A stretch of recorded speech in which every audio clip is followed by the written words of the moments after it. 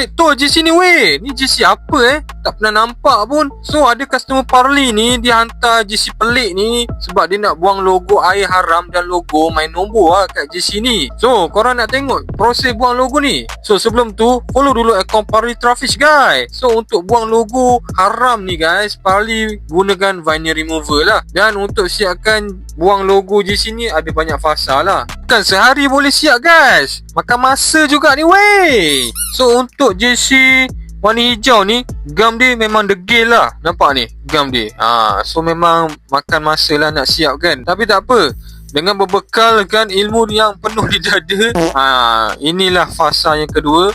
Kita kikis sikit sampailah jadi hilang lah logo dia. Tinggal bekas gam je. Bekas gam ni yang leceh sikit nak buang. Tapi tak apa, ini kan tugas Parley nak buang logo. So kita layan je lah. Lepas dah penat lelah buang logo ni, so inilah hasilnya guys.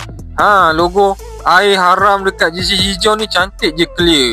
Dah tak ada dah kesan gam apa-apa. So cumanya untuk JC warna biru ni lah masih ada kesan. Tapi bukan kesan gam tu tau. Korang jangan ingat Parley tak buang kesan gam tu pula. Kesan gam tu Parley dah buang dah untuk JC biru. Tapi dia ada macam bekas apa orang kata, bekas logo lah dekat baju tu. Tapi tak apalah, customer pun dah approve dah JC biru ni. So guys, korang nak buang logo juga ke?